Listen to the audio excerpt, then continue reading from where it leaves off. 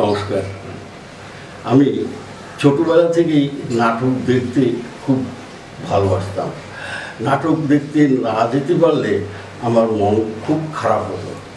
একবার কি হলো, আমি সবে মাধ্যমিক পাশ করেছি, এই 17-18 বছর বয়স।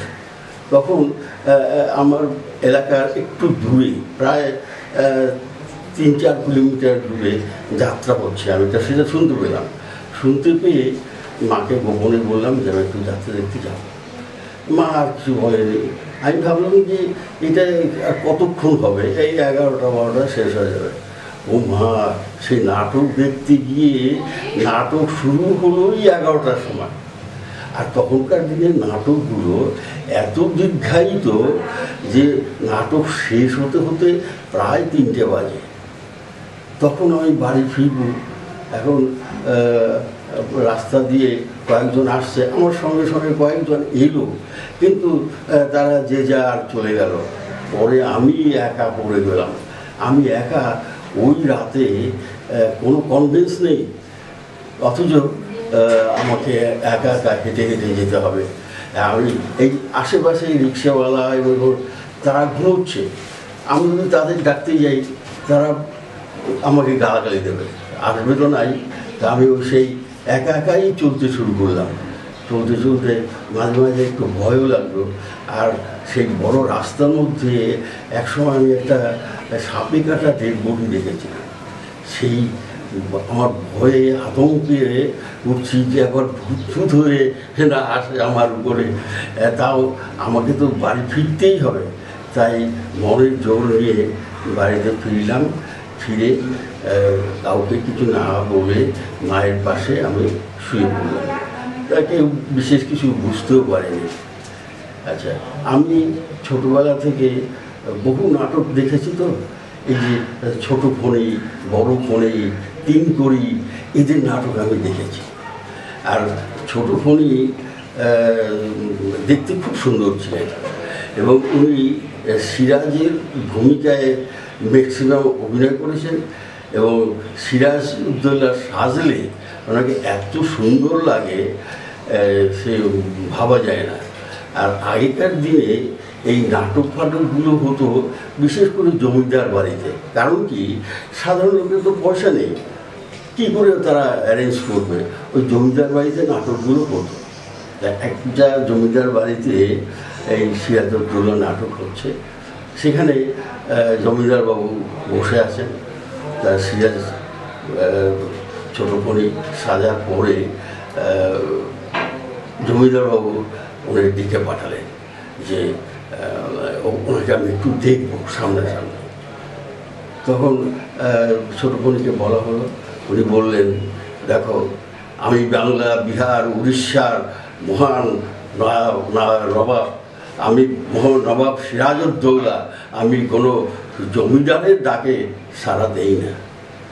মানে এত একটা অদ্ভুত ঘটনা যে তিনি যে এই যে সেজেছেন সিরাজ, তার মানে উনি একেবারে সিরাজউদ্দৌলার মধ্যেই ঢুকে পড়েছেন, তার বাইরের কোনো সত্তা নেই।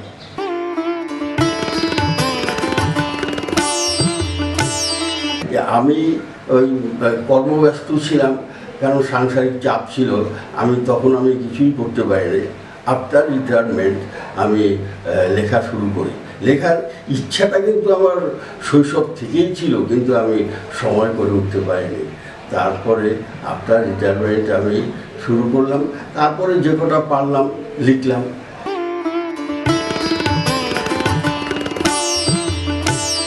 আমার মনের মধ্যে সবসময় একটা নাটকীয়তা ভাব ছিল। আমি নিজে নিজে অনেক সময় ডায়ালগগুলো বলতাম যে এই নাটকটা এইভাবে করলে কীরকম হয়। এই রাস্তায় চলতে চলতেও আমি চিন্তা ভাবনা করতাম, কিন্তু লেখার সুযোগটা আমার হয়ে ওঠেনি।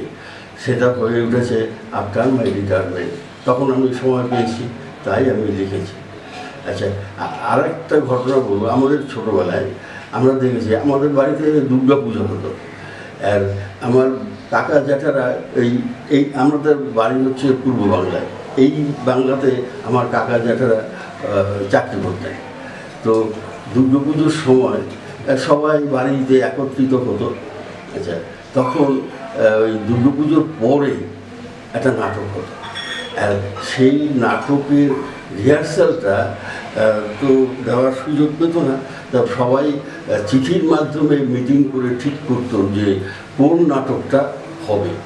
সেই নাটকটা তাদেরকে আবার জানিয়ে দিত, ওরা বই কিনে সেই নাটকটা মুখস্থ করতো, করে দেশে চলে যেত। দেশে গিয়ে কয়েকদিন রিহার্সাল দিয়ে হয়ে যেত। তারপরে দুর্গা ঠাকুর যখন বিসর্জন হয়ে যেত, সেই মঞ্চেই ওরা আবার অভিনয় করত। এটা আমরা এটাও থেকেও আমি অনেক অভিজ্ঞতা পেয়েছি।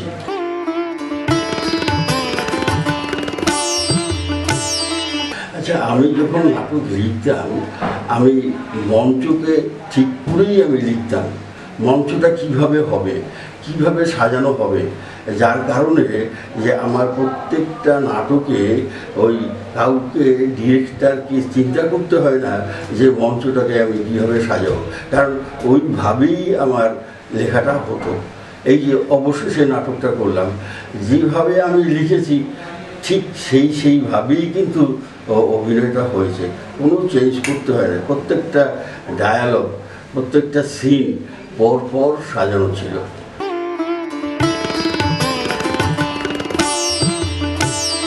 আমি নাটকে বেশি চরিত্র আমি পছন্দ করতাম না, অল্প চরিত্র দিয়েই যেন পূর্ণাঙ্গ নাটকটা করা যায়, এটাই আমার ভাবনা থাকতো। বেশি চরিত্র আমি পছন্দ করতাম না, এবং যার ফলে নাটকটা আমার দীর্ঘায়িত না হলেও কিন্তু সম্পূর্ণতা পেত।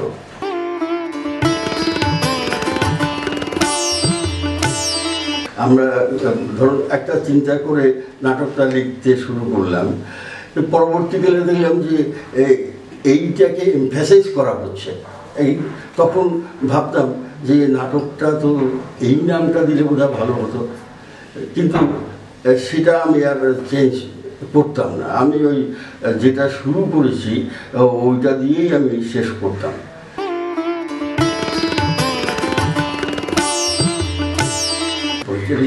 পরিযায়ী নাটকটা মানে তখনকার দিনের এই ঘটনাকে অবলম্বন করে।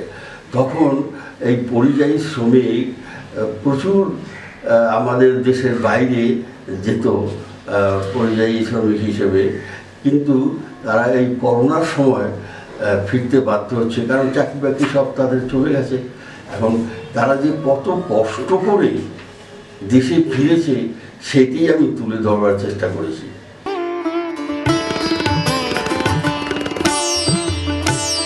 ভয়াল রাতের কাহিনী একটা মেয়ে তার সঙ্গীদের কিভাবে দুষ্কৃতীদের হাতের থেকে বাঁচালো সেইটাই একটা তুলে ধরেছি, এবং কতগুলো ঘটনা সে ওভারকাম করে সেই সমস্ত শিশুদের বাঁচিয়ে নিয়ে ভোরবেলা সে নিজের স্কুলে ফিরে আসতে পেরেছে। এবং সেটা যে একটা খুব সুন্দর নাটক, এবং প্রত্যেকটা দৃশ্যই আমার খুব লিখতে গিয়ে ভালো লেগেছে।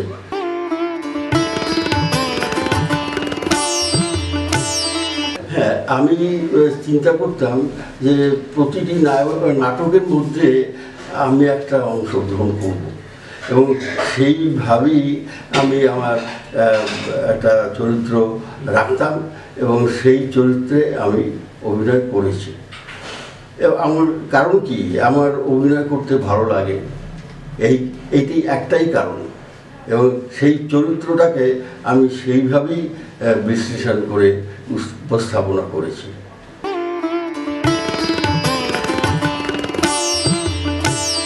না, আমি বিশেষ অভিনয় আমি করিনি, ওটা ভুল হবে। তবে ওই চিরঞ্জিতের সঙ্গে আমার একটা ব্যক্তিগত ইয়ে ছিল, আর ওই অভিনয় সিনেমায় খুব বেশি আমি করিনি, ওটা নামে মাত্র।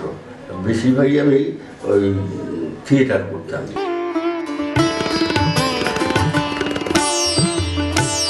থিয়েটার আমি ওই গিরিশ মঞ্চে করেছি, মোহিত মঞ্চে করেছি, আমাদের রবীন্দ্র ভবনে করেছি, তা অভিনয় করতে গিয়ে আমার ধারণা হয়েছে যে দর্শককে আপ্লুত করা যায় যেভাবে, সেইভাবেই অভিনয়টা করতে হবে। দর্শক যাতে আমাকে বোঝে, আমাকে নিতে পারে, সেইটা মাথায় রেখেই অভিনয় করতে হয়, এটাই আমার ধারণা।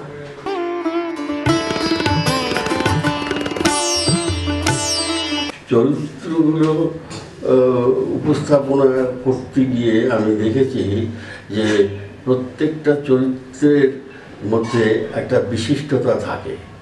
আর আমার লেখাগুলো ওই নারী চরিত্রকে উপস্থাপনা করা, তাদেরকে শ্রেষ্ঠত্ব দেওয়া, এইটাই বিশেষভাবে পরিলক্ষিত হয়। যতগুলো নাটক, এই যে ডাইনি, তারপরে দলিত, প্রত্যেকটা নাটকেই আমি ওই মেয়েদেরকে সম্মান দিয়েই আমি লিখেছি, এটা আমার বিশিষ্টতা।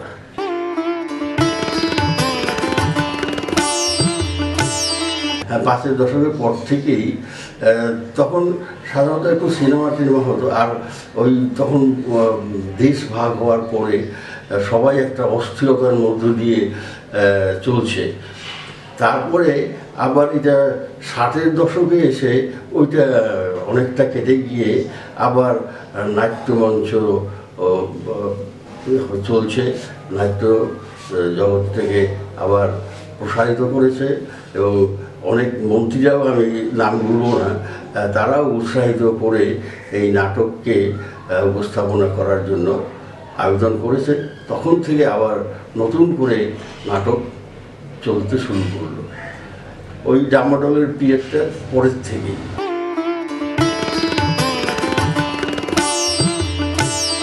আসলে কি ব্যাপারটা, আমাদের দেশের নারীরা অবহেলিত। আমার চিন্তাধারাটাই ছিল যে নারীদেরকে একটু উপস্থাপন করব, যাতে তাদেরও ক্ষমতা আছে। আমার একটা নাটকে আছে যে সেই দুর্গা দশভূজার সঙ্গে আমি তুলনা করে একটা চরিত্র করেছি, যে যদি কোনো নারী পুরুষের সহযোগিতা পায়, সে অনেক দূর এগিয়ে যেতে পারে। কিন্তু সহযোগিতা না পেলে, যেমন দুর্গা, আমাদের মা দুর্গা যে অসুরবধ করেছিলেন, অনেক দেবতা তারা সাহায্য করেছে অস্ত্র দিয়ে, বুদ্ধি দিয়ে, এবং যার ফলে দুর্গা মহিষাসুরকে বধ করতে পেরেছিলেন। সেইটা চিন্তা করেই আমি নারী চরিত্রকে উপস্থাপনা করার চেষ্টা করেছি। এবং কোনো নারী যদি এককভাবে না পারে, সম্ভাবনা যদি পুরুষ যদি একটু সাহায্য করে, তাহলে সে অনেক দূর এগিয়ে যেতে পারে। কারণ তাদেরও বুদ্ধিমত্তা কোনো অংশে পুরুষের থেকে কম নয়।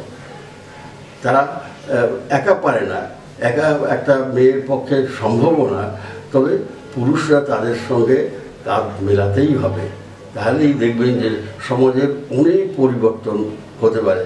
যেমন এখন দেখুন, এই যে পার্লামেন্ট বলুন বা এই মন্ত্রিসভা বলুন, যেখানেই হোক, একটা অংশ ওই মহিলাদের, এবং সেই সংখ্যাটা ক্রমশ বাড়ছে। এখন প্রায় 30% মহিলা সংরক্ষণ আসন আছে। এইটার প্রয়োজন আছে, মহিলাদের আমাদের সমাজে প্রয়োজন আছে, তাহলে আমাদের সমাজ এগোতে পারবে। নাহলে আমাদের সমাজ এগোতে পারবে না। শুধু পুরুষতান্ত্রিক হলেই সমাজ এগোতে পারবে না। এটা মহিলাদের সহযোগিতা একান্ত প্রয়োজন। এই যে সুনিতা উইলিয়ামস কতখানি সাহসের সঙ্গে সে মহাকাশে এতদিন থেকে গেল, এটা কি ভাবা যায়? তাহলে এই যে মানে সাহসিকতা, এই সাহসিকতাটা কে দেবে? একটা পুরুষই দিতে পারে। একজন মহিলাকে সাহসিকতা দিতে পারে না, একজন পুরুষই দিতে পারে। সেই জন্য প্রত্যেক মহিলার পাশে প্রত্যেক পুরুষকে দাঁড়াতে হবে। দাঁড়ালেই দেখবেন আমাদের সংসারের অনেক উন্নতি হবে, আমাদের দেশের অনেক উন্নতি হবে।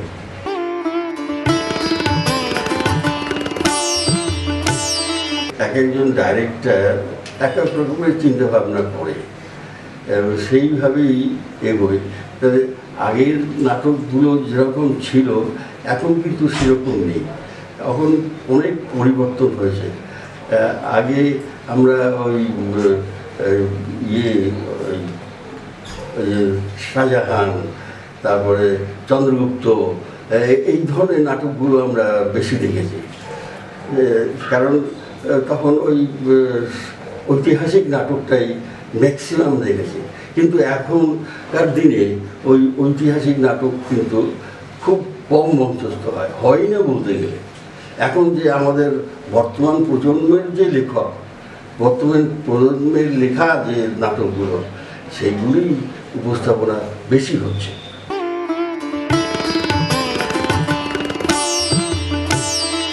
একক অভিনয় অত্যন্ত দক্ষতা, কারণ সে এই একটা নাটক করতে গেলে তো নানা রকমের চরিত্র থাকে, তো সেই চরিত্রগুলোকে কম্পাইল করে সে একাই নাটকটাকে এগিয়ে নিয়ে যাচ্ছে। এটা অত্যন্ত দক্ষতা না থাকলে এটা তার পক্ষে সম্ভব নয়।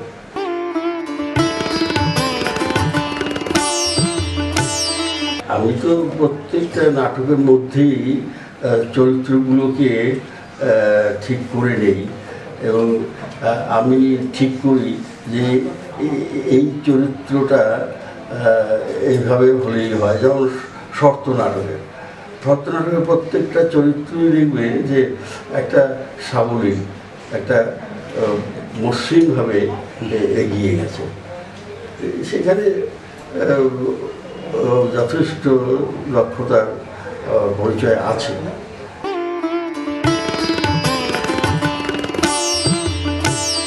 আমি সমস্ত নাটকটাই ডেডিকেট করেছি আমার স্ত্রী পূর্ণিমা, আমার পুত্র বিশ্বজিৎ, আমার বৌমা সুমিত্রার নামেই আমি ডেডিকেট করেছি। আর একটা কথা না বললেই হয় না, এই যে পৃথ্বীরাজ সেন খুব মানে সর্বশ্রেষ্ঠ লেখক, এখন প্রায় 2000 নাটক উনি লিখেছেন। উনি, আমি দেখেছি আমার এই যে নাটক বইটা প্রত্যেকটা পুঙ্খানুপুঙ্খভাবে উনি পড়েছেন এবং প্রত্যেকটা বিষয় উনি বিশ্লেষণ করেছেন, সেটা আমি দেখতে পেয়েছি। এবং উনি এত সুন্দর এবং হাসি খুশি লোক। আমার সঙ্গে একটা ওনার সম্পর্কও আছে, আমাদের বাড়িতে বছরে 1বার থেকে 2বার আসবেনই, এবং সেই যে হাসি খুশি ভাবটা, মানে মনে হয় যেন একটা ছেলে মানুষই ভাব, অথচ উনি একটা দীর্ঘ বয়স হয়েছে কিন্তু উনির মধ্যে একটা ওই ছেলে মানুষই ভাব আছে, যে সবার সঙ্গে উনি মিশতে পারেন, সবাইকে ভালোবাসতে পারেন। এবং ওনার বক্তৃতাগুলো আমি যখনই হতো, আমি আগে প্রত্যেকটা মিটিংই ওনার বক্তৃতা শুনতে যেতাম, এখন পারি না, বয়স হয়ে গেছে। এই জন্য ওনার প্রতিও আমার একটা প্রচণ্ড শ্রদ্ধা রয়েছে।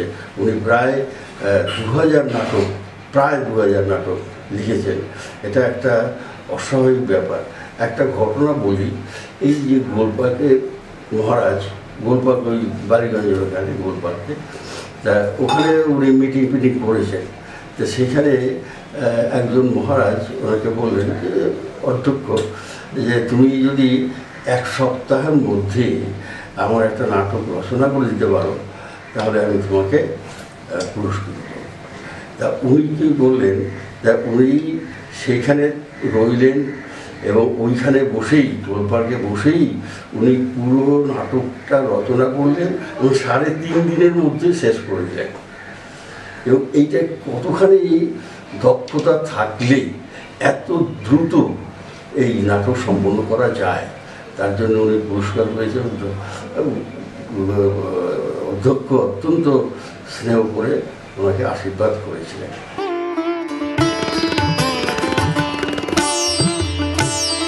হ্যাঁ, পুরস্কার পেয়েছি, আনন্দ পেয়েছি, এটা তো স্বাভাবিক কথা। যে কেউ পুরস্কার পায় সে আনন্দতেই হয়, আনন্দিত আমিও হয়েছি। তো সেই দিক দিয়ে ভালোই বলবো যে পেয়েছি, এটাই আমার কাছে শ্রেষ্ঠত্ব।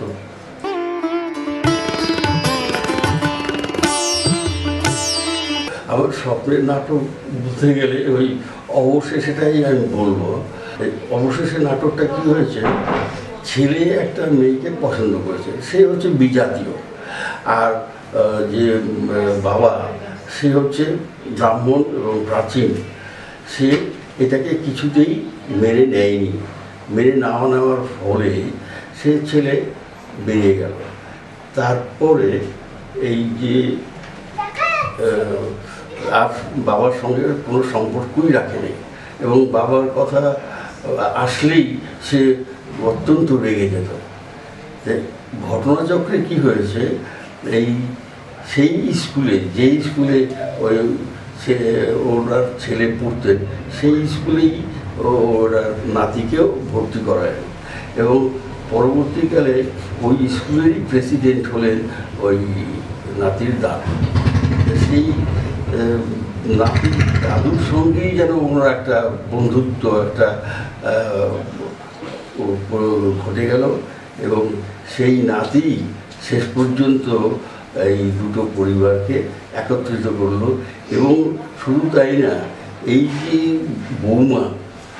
বৌমা কিন্তু জেনেছিলেন যে এরাই হচ্ছে আমার শ্বশুর শাশুড়ি, কিন্তু সেই ছবি দেখে ছেলে বলল যে এদের সঙ্গে আমার কোনো সম্পর্ক নেই, এদের সঙ্গে তুমি কোনোদিন সম্পর্ক রাখবে না, এটা আমার দিব্যি রইল। এই দিব্যি দেওয়ার জন্য ও সেই কথাটা কোনোদিন প্রকাশ করতে পারেনি। যখন শাশুড়ি মারা গেলেন, তখন সেই শ্বশুরকে কে দেখবে? সেই শ্বশুরকে দেখার জন্য উনি সকালে এসে রান্নাবান্না করে বিকেল পর্যন্ত ওনাকে খাইয়ে দাইয়ে তারপরে যেতেন। আর তখন ওই ছেলেকে নিয়ে বাড়ি ফিরতে দেরি হতো। দেরি হওয়ার ফলে কী হতো, ওই যে ছেলে মানে ওই ভদ্রলোকের ছেলে খুব রেগে যেতেন। আমি একটা এতক্ষণ পরে ফিরলাম, একটা চাও পাবো না, এই বলে সে বেরিয়ে গেল। তখন এই যে বৃদ্ধকে দেখবে না স্বামীর কথা শুনবে, দোটানায় পড়ে গেল। কিন্তু বৃদ্ধ শ্বশুরকে দেখাটা তো তার একটা ডিউটি, সেই ডিউটি কিন্তু কখনোই সে অবহেলা করেনি, এবং সে দুটো দিক সামঞ্জস্য রেখেই শেষ পর্যন্ত দুটো পরিবার মিলিত হয়েছে। আমার মেসেজ হচ্ছে যে নাটককে আপনারা আবার এগিয়ে নিয়ে আসুন। নাটক লোকশিক্ষা দেয়, এবং নাটক দেখার মতো লোক এখনও আছে। আমি তাদেরকে অনুরোধ করব যে তারা যেন এগিয়ে আসে। আগের দিনের মতো হয়তো হবে না, কিন্তু চেষ্টা করতে হবে যে এই নাটকগুলো যেন একেবারে নিঃশেষ হয়ে না যায়, যেন অতীতকে এরা ধরে রাখতে পারে। এটাই আমার মেসেজ।